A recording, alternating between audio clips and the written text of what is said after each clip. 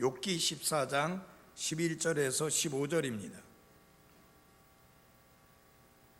물이 바다에서 없어지고 홍수가 줄어들어 마름같이 사람은 누우면 일어나지 못하고 하늘들이 더 이상 있지 아니할 때까지 그들이 잠에서 깨지 못하며 일어나지 못하리이다.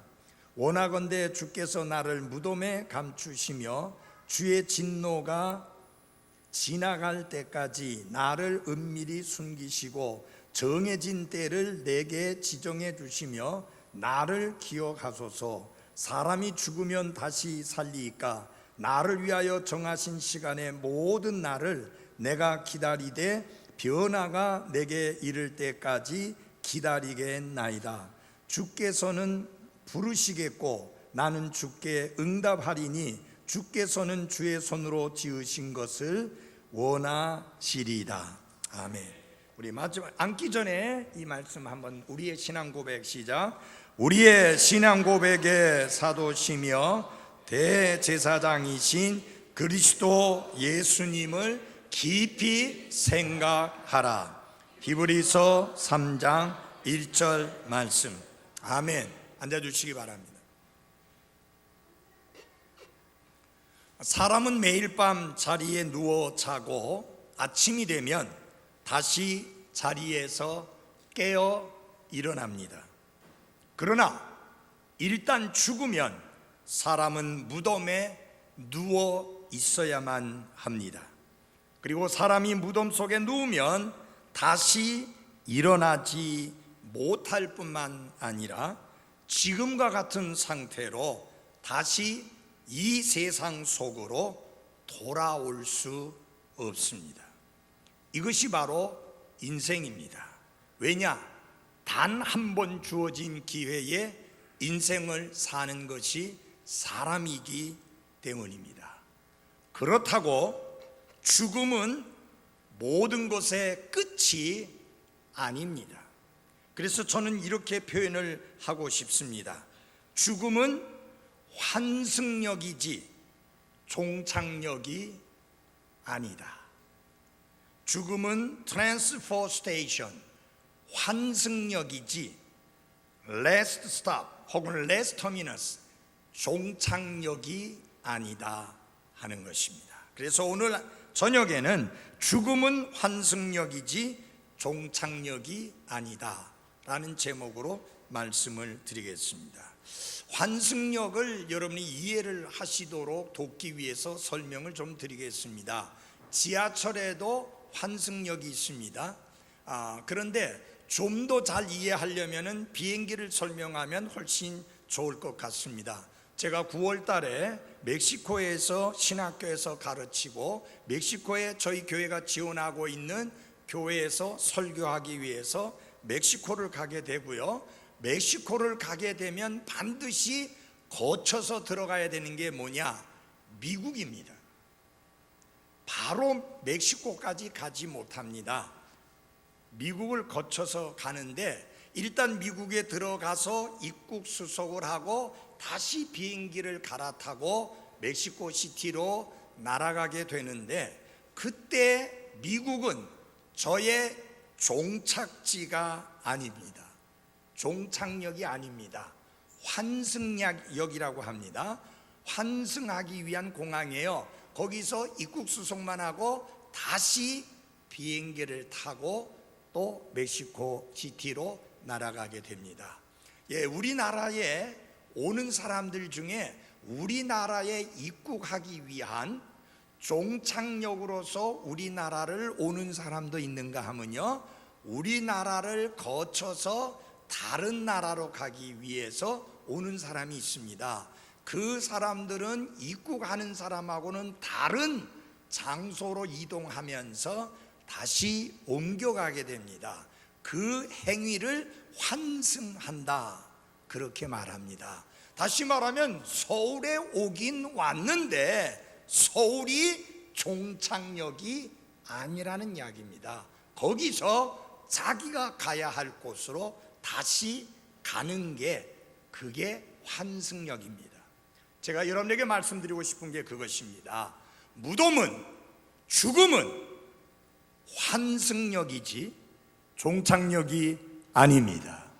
거기에서 사람에 따라 천국으로 가는 사람과 지옥으로 가는 사람과 갈라질 수밖에 없는 것입니다.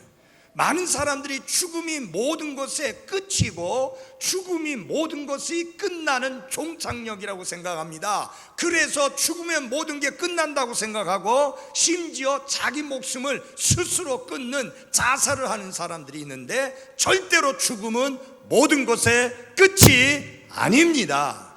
성경은 분명히 말씀합니다. 한 번 죽는 것은 사람들에게 정해진 것이요, 그 뒤에는, 그 이후에는 심판이 있으리라.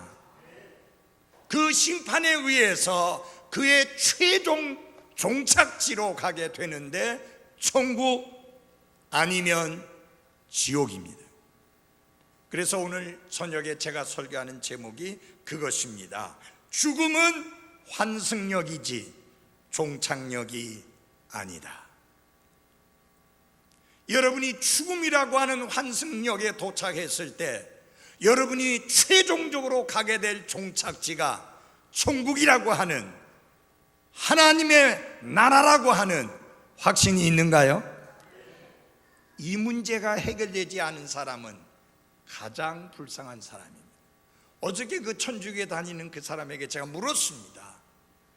사람은 내일 일을 알지 못합니다. 오늘 죽을 수도 있는데 만약 오늘 죽는다면은 죽음이 종착지가 아니기 때문에 여기서 또 다른 곳으로 가야 하는데 천국으로 갈 수 있다고 하는 확신이 있느냐라고 물었더니 없습니다 라고 답을 했습니다. 불쌍한 사람이죠. 만약에 이 자리에 계신 분 중에서 내가 죽음이라고 하는 환승역에서 천국의 종착지가 내 종착지가 종착역이 천국이라고 하는 분명한 확신이 없다고 하면 불쌍한 사람 중에 불쌍한 사람이다. 그 어떤 것보다도 먼저 해결해야 될 부분이 이 문제라고 하는 것을 아셔야만 합니다. 욥은 11절과 12절을 통해서 사람이 죽으면 무덤에서 다시 걸어 나와서 또다시 이 땅에서 사는 삶은 절대로 일어날 수 없다, 그렇게 말씀하고 난 다음에 그것은 절망적인 내용으로 말한 게 아닙니다. 인생의 특징이 그러하다고 하면서 그러나 그의 신앙을 확실하게 드러내 보이는데 그게 뭐냐? 부활할 것이라고 하는 그의 믿음을 확실하게 드러내 보이고 있습니다.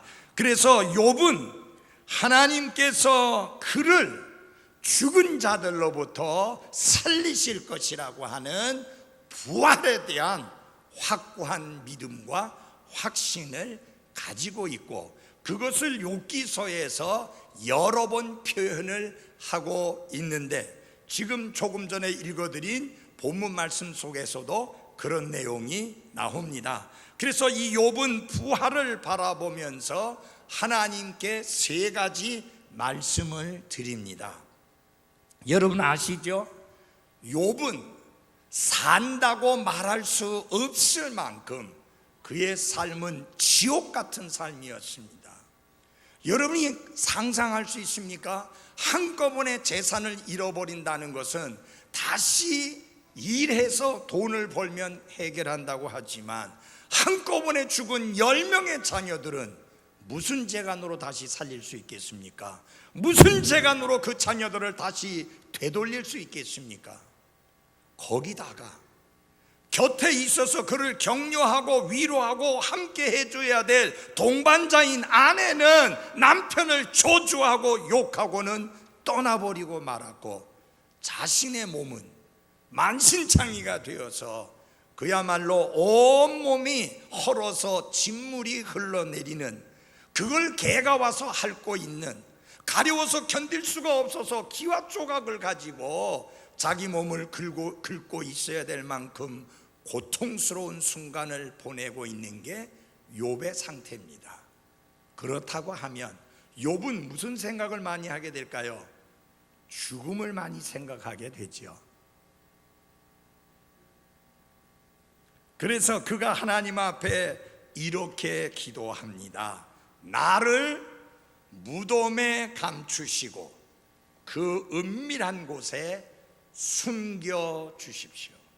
그는 자신이 당하는 고통이 하나님의 진노 때문에 그렇게 고통을 당하고 있다라고 생각을 해서 하나님의 진노가 지나갈 때까지 나를 무덤에 감추시고 나를 은밀히 숨겨 주십시오 라고 간청을 합니다. 그러니까 그 말의 의미는 뭐냐 하면은 하나님의 진노가 다해서 끝나도록 죽어서 내가 무덤에 있게 해달라고 기도합니다. 사실은 이 말의 의미는 뭐냐면 하나님, 저 이렇게 살게 하느니 차라리 내 생명을 걷어가 주십시오, 그렇게 말합니다. 근데 여러분, 이 말을 부정적으로 보시면 안 됩니다. 욥이 죽기를 원했던 것은 이 세상에서의 삶이 너무나 괴롭고 너무나 힘들기 때문에 차라리 나를 무덤에 감추어 달라고 그렇게 말씀드린 것이 아니라 자기가 부활하여 누리게 될 더 나은 삶에 대한 분명한 확신 때문에 그런 말씀을 드리게 된 것입니다. 하나님께서는 무덤의 열쇠를 가지고 계셔서 지금 우리를 그 무덤에 들어가게 하실 수도 있고, 또한 부활의 때에 우리를 그 무덤에서 나오게 하시는 전능하신 하나님이십니다. 욥은 하나님께 자신의 소원을 아뢰면서 그 소원을 하나님께서 들어주실 것을 기대하는 소망을 가지고 있습니다. 그가 소망을 가지고 있다고 하는 것은 절망하지 않았다는 것을 의미할 뿐만 아니라 인간이 소망을 가지고 있는 한 아무리 힘들어도 아무리 어려워도 살아갈 수가 있습니다. 그래서 한 철학자는 죽음에 이르는 병이 무엇이냐? 절망이라고 그렇게 말을 했습니다. 사랑하는 여러분들이여, 하나님께서 우리에게 소망을 주신 것을 인해 감사하십시다. 근데 우리의 소망은 희망사항이 아닙니다. 헛된 소망이 아닙니다. 반드시 이루어지고 현실이 되는 확실한 소망이라서 성경은 뭐라고 표현해 있느냐? 산 소망이라고 말씀하고 있습니다. 그런데 전혀 이러한 소망을 기대할 수 없는 곳이 있습니다. 어디일까요? 지옥입니다. 지옥은 전혀 일절 희망을 가질 수 없고 기대할 수 없는 곳입니다. 그래서 이 단테라고 하는 이탈리아의 시인, 그가 쓴 시집 중에 단테의 신곡이라고 하는 시가 있습니다. 그 시의 내용 중에 어떤 내용이 들어있느냐 하면은 모든 희망을 버리라 여기 들어서는 자들이여. 무엇에 관한 시냐면은 지옥문에 관한 시에 그렇게 기록했습니다. 그렇습니다. 지옥에 들어서는 자는 모든 희망을 버려야 되는데, 왜냐하면은 지옥에는 전혀 소망이 없고 소망을 가질 수가 없기 때문입니다. 여러분 아시잖아요. 예수님의 말씀 가운데 비유 아닙니다. 부자와 나사로의 비유가 아닙니다. 그건 실제 이야기입니다. 많은 목사님들이 설교하면서 부자와 나사로의 비유라고 하는데 천만에요. 비유 아닙니다. 예수님이 비유로 하신 말씀에는 절대 이름을 들어서 말하지 않고 정확한 장소를 말하지 아니하고 한 사람이 그리고 어떤 곳에 어느 도시에 그렇게 말했습니다. 그러나 성경은 분명하게 말합니다. 아브라함의 품, 지옥, 나사로 분명하게 말씀하고 있습니다. 그래서 그건 비유가 아니고 실제 사실을 주님이 친히 말씀하신 것입니다. 그 내용 속에 여러분 그 지옥에 간 부자가, 여러분 이게 개역 성경에는 음부라고 되어 있는데 틀린 말입니다. 지옥입니다. In hell, 지옥에서, 지옥입니다.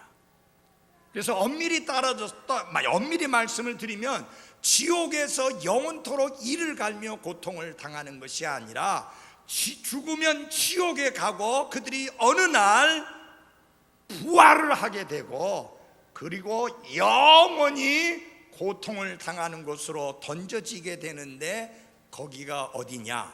불호수, Lake of Fire, 그곳에 던져지게 되고 거기서 영원히 고통을 당하게 되는 것입니다. 그래서 지옥은 대기 장소입니다. 그렇다고 해서 거기는 견딜만하고 지낼만한 곳은 절대 아닙니다. 그가 고통 중에서 여러 가지 부탁을 합니다. 그 부탁 중에 들어진 게 있는가요? 하나도 없습니다. 물 한 방울만 달라고 했는데도 거절당해졌습니다. 여러분 물 한 방울이에요. 저는 여기에 물 한 컵 갖다 놓고 마십니다. 다 마실 수도 있어요. 아무도 안 막아요. 그런데 부자는, 그렇게 호화호식하면서 살던 부자는 물 한 방울의 긍휼을 요구했음에도 불구하고 그 긍휼을 얻지 못했습니다. 아무 기도도 아무 소원도 들어지지 않는 곳이 지옥입니다. 그 다음에 뭐라고 부탁을 했어요? 우리 집에 저 나사로를 다시 살려가지고 우리 집에 보내어서 우리 집에 아직까지도 예수 믿지 않고 구원받지 못한 형제들이 5명이나 있는데 그들에게 전도해서 그들이 구원받고 나처럼 이 고통받는 지옥에 오지 않게 해달라고 간곡히 요청을 했는데 그것도 거절당했습니다. 여러분 지옥에서는 기도가 응답받지 못합니다. 지옥은 소망이 없는 곳입니다. 그러나 우리는 소망을 가졌을 뿐만 아니라 매일매일 소망 가운데 살고 있음을 감사하십시오. 이게 바로 욥이 가지고 있었던 신앙입니다. 내 몸은 만신창이가 되고 내가 가진 모든 재산을 하루아침에 잃어버렸고 내가 눈에 넣어도 아프지 않을 만한 자녀들을 한꺼번에 다 10명을 잃어버렸지만 그런 내가 절망하지 않는 이유는 나에게는 부활의 소망과 확신이 있기 때문이다 하는 것입니다.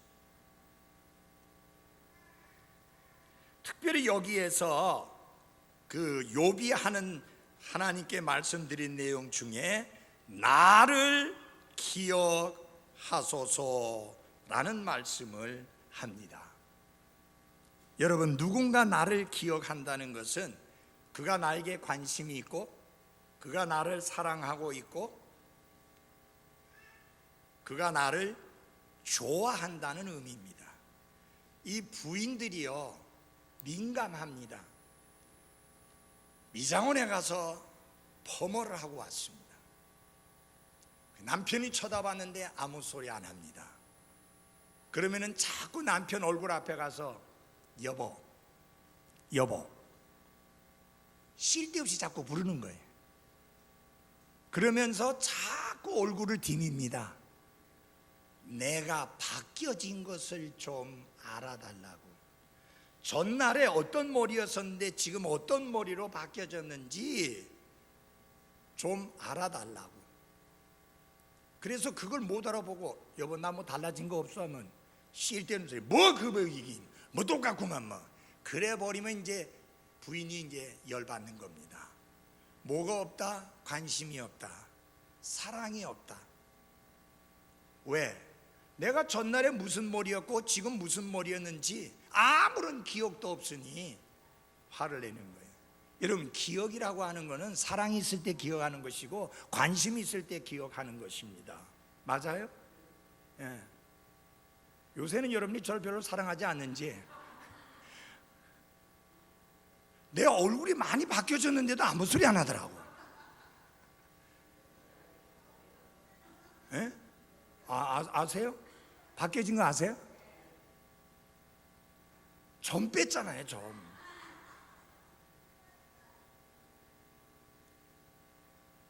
하나님은 우리를 사랑하시기 때문에 그분은 우리를 기억하십니다. 우리의 삶에서 좋고 선하고 아름다운 것을 기억하십니다. 그래서 여러분이 주 예수 그리스도의 이름으로 베푸신 그 어떤 친절, 그 어떤 섬김도 하나님은 하나도 잊지 아니하고 다 기억을 하십니다. 비록 그것이 냉수 한 그릇을 주님의 이름으로 베푼 아주 작은 것이라 할지라도 하나님은 잊지 아니하고 기억하시는 하나님이십니다.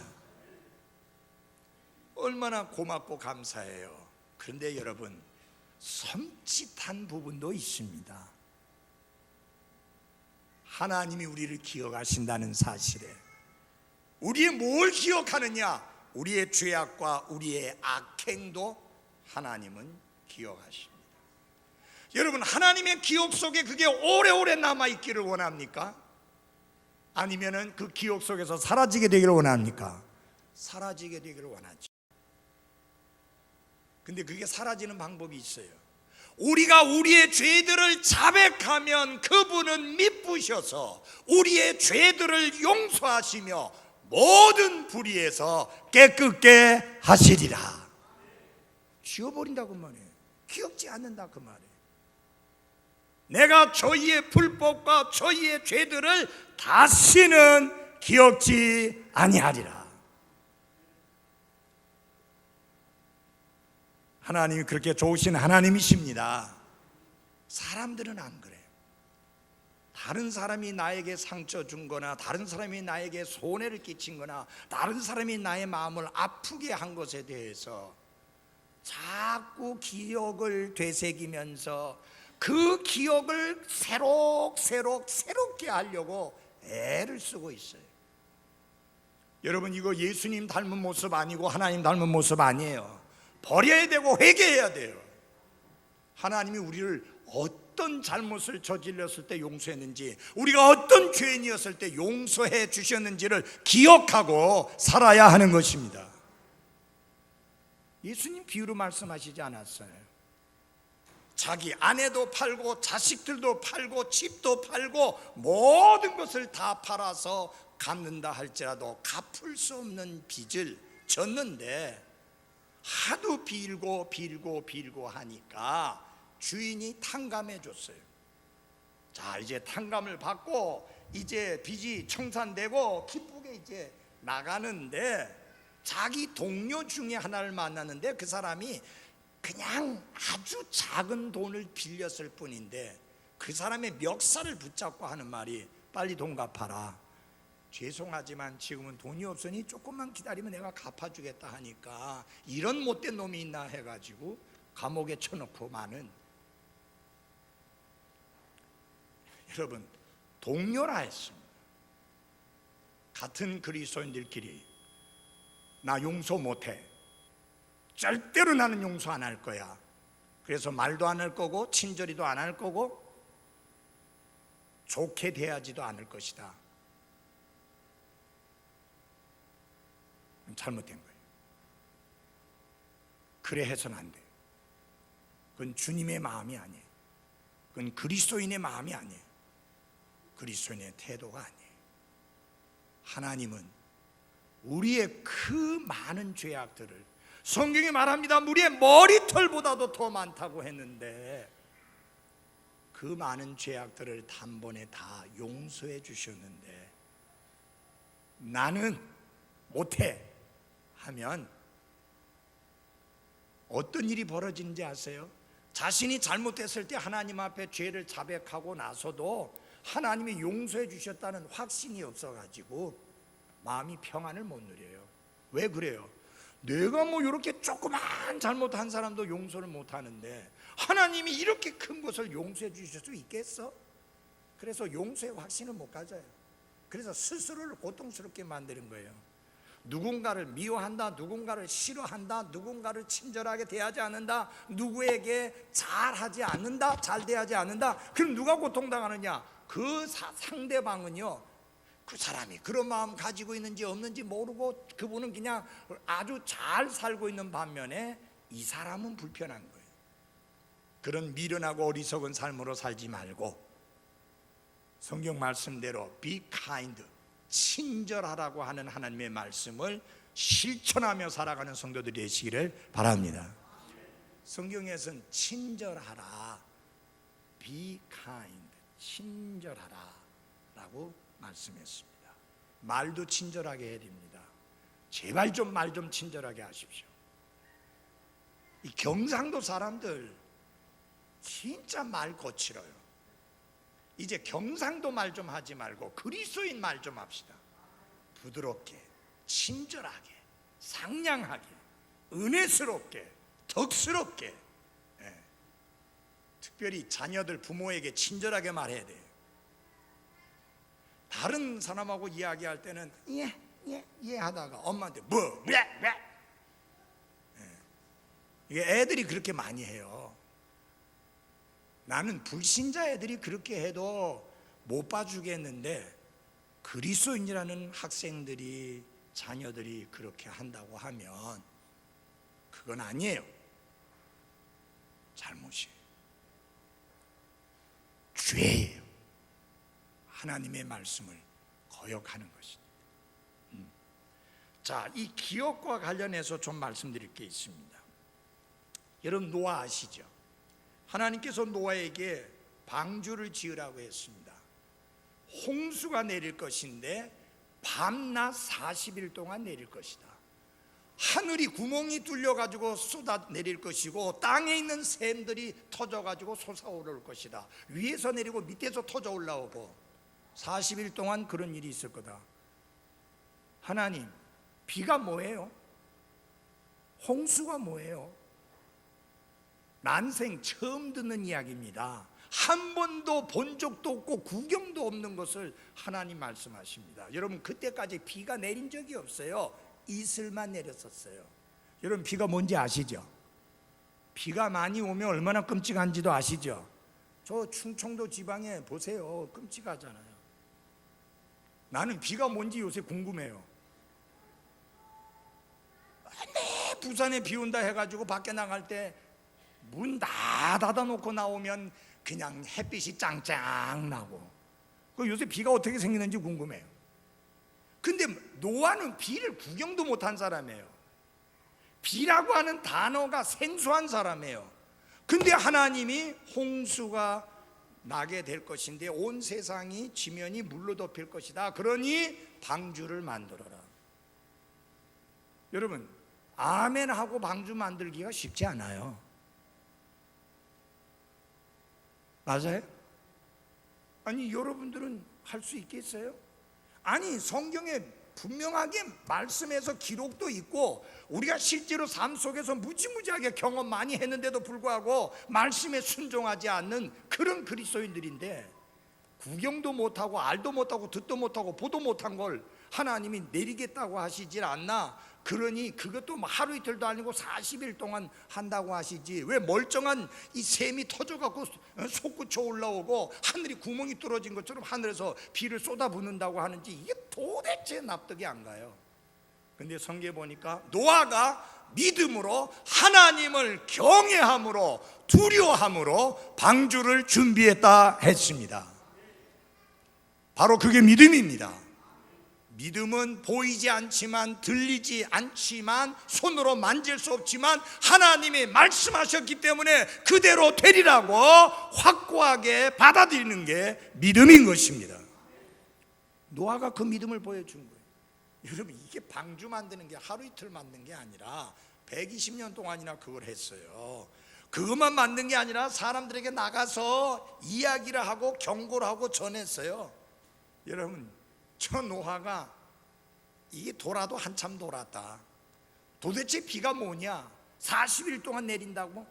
아무도 안 믿었고 아무도 안 받아들였습니다. 그렇지만 그는 멈추지 않고 했습니다. 자, 그래서 마침내 때가 돼서 하나님이 방주 안으로 들어가라, 비를 내리리라. 그래서 하나님이 명령한 대로 짐승들도 집어넣고 그 다음에 가족들이 들어갑니다. 노아와 그의 부인과 그 다음에 아들 셋과 며느리 셋, 딱 8명만 들어갑니다. 저는요, 이 노아의 믿음이 가정에서 놀라운 본을 보인 훌륭한 믿음이었다라는 것을 말씀드리고 싶습니다. 외부의 모든 사람들은 아무도 안 믿었지만 가장 가까이에서 노아를 지켜본 사람들은 다 믿고 다 받아들이고 그 말씀 따라 방주 안으로 들어갔습니다. 여러분, 전도하기 제일 어려운 사람들이 누구예요? 가족이에요. 왜? 너무나 나를 잘 알잖아요. 그런데 노아의 가족들은 심지어 며느리들까지도 시아버지를 지켜보니까 시아버지의 믿음이 분명하고 삶이 분명하니까 그 말씀을 받아들이고, 이해는 안 가지만 납득은 안 되지만 그 말씀을 받아들이고 방주 안으로 들어갑니다. 그리고 여러분, 방주 안에 들어갔으면 빨리 그 다음 날부터 비가 내려야 될 거 아니에요. 일주일 동안 기다렸는데도 비가 안 내리는 거예요. 일주일 지났어요, 비가 내리는 거예요. 그 안에 들어가 있으면서 여기 계속 머물러 있어야 되나 나가야 되나 갈등이 생길 수도 있잖아요. 자, 그래서 이제 홍수가 내렸습니다. 그래서 온 땅 위에 물이 넘쳐났습니다.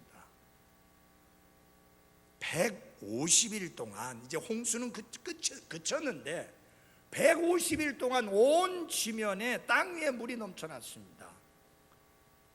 나는 그때 이 방주 안에 머물러 있었던 노아를 생각해 봅니다. 하나님이 가봐가셨는가? 방주 안에 요는 노아와 그의 가족들을 잊어버리셨는가? 하는 생각이 들지 않겠습니까? 여러분 생각해 보십시오. 홍수가 나서 그 안에 들어있었다고 합시다. 그거야 기다릴 수 있다고 하지만 홍수가 다 끝났는데 150일 동안 하나님이 나가라는 말씀을 안 하는 거예요. 그 150일 동안 있는 동안에 무슨 생각이 났겠습니까? 여러 생각이 났겠지만 하나님이 나를 잊으셨는가? 여러분, 종종 여러분이 살다 보면 하나님이 나를 잊으셨는가? 하나님 나를 사랑하지 않는가? 왜 하나님은 나를 외면하시는가? 왜 하나님은 나의 고통을 돌아보시지 않는가? 라는 생각을 가질 수 있는데 노아도 그런 생각을 가질 수 있었죠. 여기 욥이 하나님 앞에 나를 기억해 달라고 한 것은 너무 고통스러우니까 마치 하나님이 자기를 잊은 것 같은 생각이 들어서 나를 기억해 달라고 합니다. 우리 주일학교 아이들이 부르는 찬송 중에 내 주여 내 주여 날 들으소서라는 찬양이 있어요. 근데 이거를 아이들에게 가르칠 때 주일학교 교사들이 이걸 모션이라고 하잖아요. 율동하면서 내 주여 내 주여 날 들으소서 하지 않고 날 들으소서 이렇게 했어요. 귀를 기울여 들으라고 하는 소리로 그렇게 율동을 만들어서 했는데 잘못된 거예요. 그 말이 아니라 나를 기억해 달라는 말이에요. Do Lord, do Lord, do remember me. 누가 한 소리예요? 나를 기억해 달라는 말. 십자가상의 강도가 한 거 아니에요. 주님이여 주님의 왕국에 임하실 때에 나를 기억해 주십시오. 그렇게 한 그 내용이에요. 그 가사예요. 하나님은 노아를 기억하셨습니다. 여기 성경에 보면 하나님께서 노아와 그와 함께 방주에 있던 모든 생물과 모든 가축을 기억하시니라라고 창세기 8장 1절에 말씀합니다. 근데 이게 영어와 우리 한글의 차이점인데 영어에는 항상 결론이 먼저 나옵니다. And God remembered Noah. 하나님이 노아를 기억하시더라. 나는 짐승들 기억한 건 난 뒷전에 둡니다. 중요한 것은 하나님이 노아를 기억하셨다는 사실입니다. 사랑하는 그리스도인 여러분이요, 여러분이 어떤 형편에 있든지 간에 하나님은 여러분을 기억하고 계시다는 사실을 명심하시기를 바랍니다. 여러분의 아픔을 아십니다. 여러분의 눈물을 아십니다. 여러분의 고통을 아십니다. 여러분의 부족함을 아십니다. 여러분의 필요를 아십니다. 그분은 여러분이 그 부분을 두고 하나님께 기도한 것을 기억하십니다. 하나님께 또다시 기억시켜드리고 하지 않아도 그분은 여러분의 모든 것을 기억하고 계십니다. 두 번째로 욥이 하나님께 말씀드리는 게 뭐냐? 하나님이 정하신 시간에 모든 날을 저는 기다리겠습니다. 그 말은 무슨 말이냐? 내 아무리 고통스러워도, 내가 아무리 힘들어도, 내가 아무리 견디기 어려워도 스스로 목숨을 끊는 그런 짓은 하지 아니하고, 하나님이 언제까지 정해주셨는지 모르겠는데 그 정해주신 시간에 모든 날을 참고 기다리겠습니다. 이거 우리 모두가 고백해야 될 내용입니다. 여러분, 하나님이 얼마나 우리를 이 땅 위에 살 수 있는 날로서 정해 주셨는지 모르지만 그 모든 시간의 날을 우리는 참고 기다리는 믿음으로 살아야 합니다. 아멘. 힘들다고, 고통스럽다고, 견디기 어렵다고 스스로 목숨을 끊는 그런 끔찍한 일은 절대로 해서는 안 됩니다. 죽어야 될 이유가 있다면 욥처럼 그 이유를 합당하게 가지고 있는 사람이 없습니다.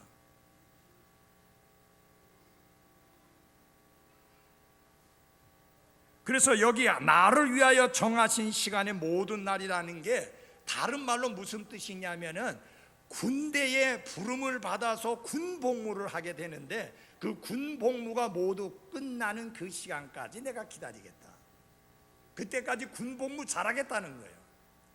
사랑하는 그리스도인 여러분이요, 하나님이 나를 부르셔서 이리로 오너라 라고 할 때까지 우리에게 맡기신 그 일을, 그 사명을 끝까지 잘 감당하다가 주님 앞에 가야 합니다. 연세가 많으니까 나는 뭐 할 수 없다라고 하지 마십시오. 제가 우리 전도사님 아버님인 조 목사님과 이야기를 하다 보니까 그 교회에서는요, 주로 섬기시는 분이 90이 넘으신 분이 섬기더라고요. 60은 아주 젊은 사람이에요. 잘 없대. 80, 90대는 어르신들이 섬기는데 저희 교회에도 80 넘으신 어르신들 젊다 생각하십시오. 90이 넘은 분에 비해서는 젊잖아요. 10년 이상 젊은데. 여기 80 넘으신 분은 저보다 10년 이상 더 많고, 그러니까 이 70 먹은 목사도 이렇게 냅다 큰 소리 쳐서 설교하면서 하나님이 부르신 사역을 감당하고 있는데 우리 모두가 그렇게 해야 됩니다. 여러분, 하나님이 우리에게 정하신 시간이 어떤 시간이냐? 군사로서 복무기간이야. 병역의 의무를 감당해야 될 시간이에요. 우리가 예수 그리스도의 군사 맞죠? 우리가 지금 그리스도의 군사로서 병역의 의무가 아직 안 끝났어요. 군복무 기간이 안 끝났어요. 언제 끝나느냐? 내 목숨이 끝나는 그날이 그 복무가 끝나는 날입니다. 제가 3년만 더 해서 50년 채우고 사역을 그만하겠다니까 제가 뭐 그러고 나서는 뭐 룰루랄라 놀러 다니고 그럴 거로 생각하는데, 담임 목사직만 그만둔다는 말이지 주님 사역 안 하겠다는 말이 아니에요. 제가 담임 목사로서의 그 직임은 그만두겠지만은 주님이 내 복무기간에 아직 너 복무기간 끝났다고 하지 않는데 복무기간 끝날 때까지 할 겁니다. 그래서 저의 기도 소원은 뭐냐? 복무기간이 끝나는 날이 주님이 다시 오시는 날이 되기를 소원합니다. 그게 아니라면 마지막 숨을 거두는 그날까지 이렇게 건강하지는 못하다 할지라도, 이렇게 박력은 못 넘친다 하더라도 어디에 가서든지 말씀을 전할 수 있는 설교자로서 살 수 있게 되기를 소원합니다. 여러분도 기도해 주십시오. 여러분 생각에 야, 목사님 뭐 90, 100대도 저렇게 하시겠다라는 생각이 들지만 솔직히 말해서 안 그렇죠? 그러니까 기도 많이 해 주셔야 합니다. 그리고 마지막으로 이제 그가 기다린다고 하면서 뭐를 말하냐면은 내가 기다리되 변화가 내게 이를 때까지 기다리겠나이다.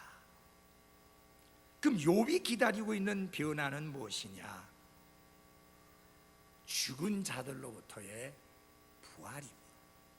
그가 기다리고 있는 변화는 무엇이냐면 그분께서는 모든 것을 자기에게 복종시킬 때 사용하는 권능을, 능력을 발휘하사 우리의 천한 몸을 변화시켜 자신의 영광스러운 몸과 같게 만드시리라.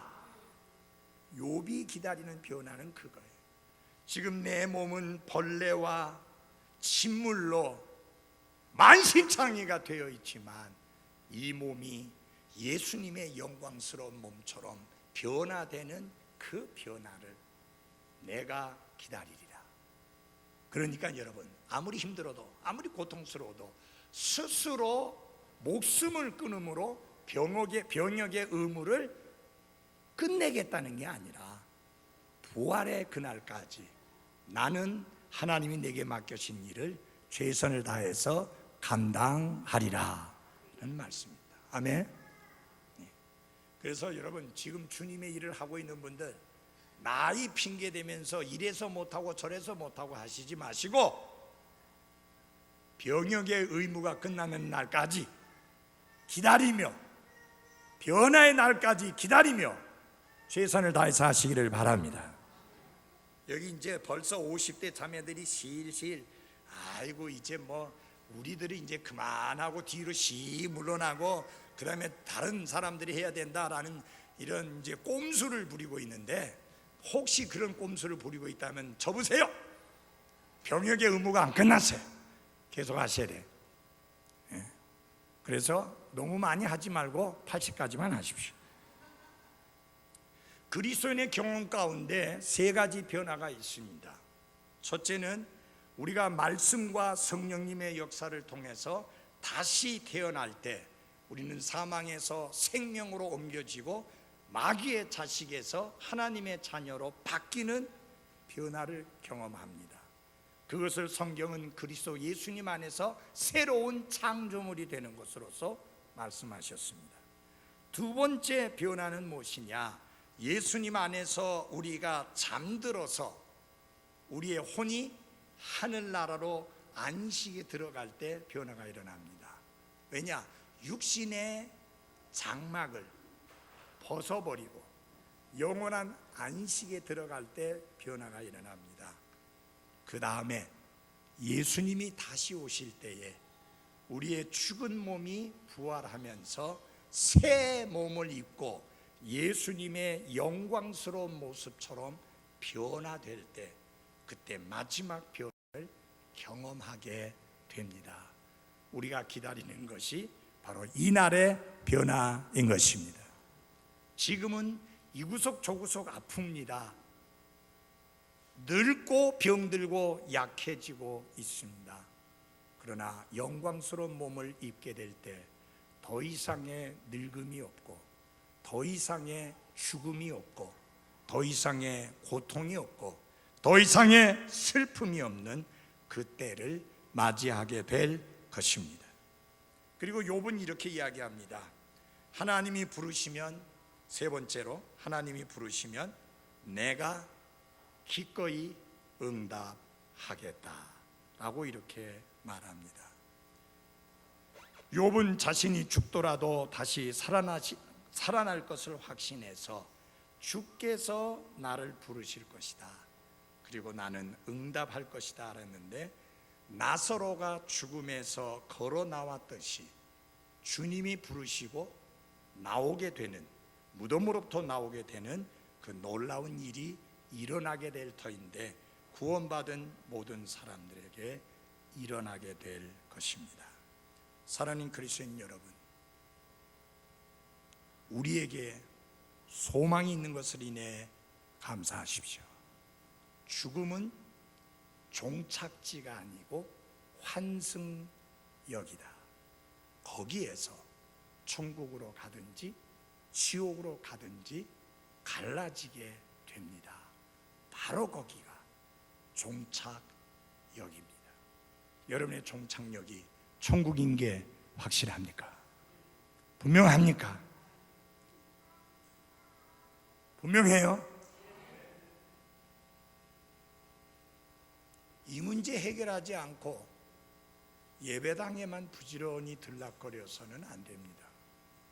이 문제가 분명히 해결해야 되고 성경적인 확신이 있어야 하는 것입니다.